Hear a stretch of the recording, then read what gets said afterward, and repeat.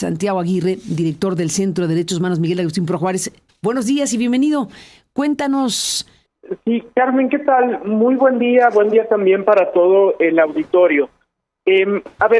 Para quienes durante muchos años hemos defendido derechos humanos, y es el caso del Centro Pro, esta discusión sobre cuáles son los límites al poder reformador de la Constitución nos es muy relevante en esta coyuntura, pero también más allá de esta coyuntura, Carmen, porque lo que hemos visto recientemente en América Latina son mayorías que reforman la Constitución en un sentido regresivo para los derechos humanos y que sobre la base de que este proceder no es objeto de ningún control, van impulsando una paulatina erosión de la democracia.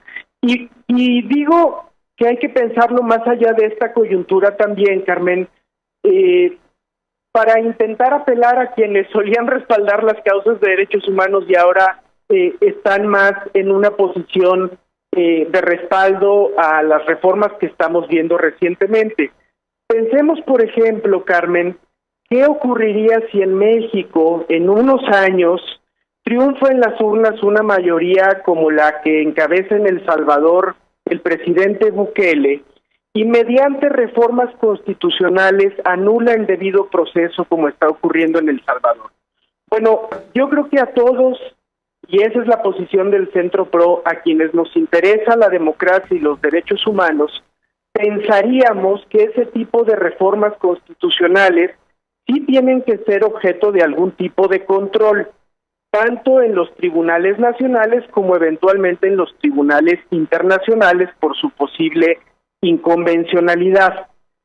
Esa ha sido la posición histórica, Carmen, de la Corte Interamericana de Derechos Humanos, que desde hace muchísimos años, por ejemplo, le ordenó a Chile cambiar un precepto constitucional que iba en contra de la libertad de expresión, en el caso La Última Tentación de Cristo, que versa sobre la censura previa. Y en México, Carmen, ha sido una posición que sí se ha planteado en la Suprema Corte, hasta ahora en minoría, pero hay que decir que afirmar que el tema está ya resuelto no retrata la complejidad de la discusión. Y quisiera invitar al auditorio en lo particular a revisar un voto particular relevante del entonces ministro Arturo Saldívar.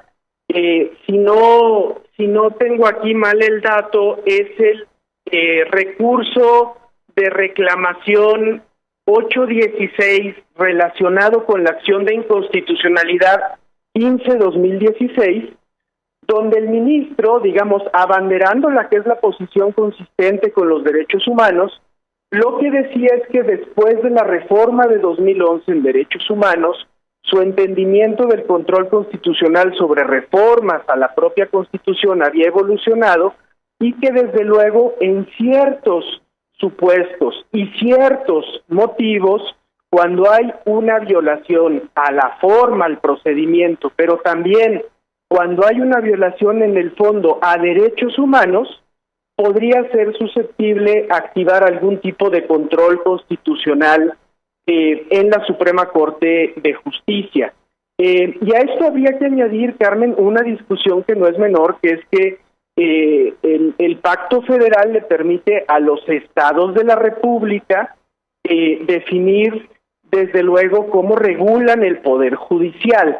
Entonces, es posible también que haya una vía abierta en la perspectiva de la controversia constitucional que podrían ensayar algunos estados, sobre todo uno pensaría de partidos que se escuchan hoy muy vocales en contra de la reforma judicial.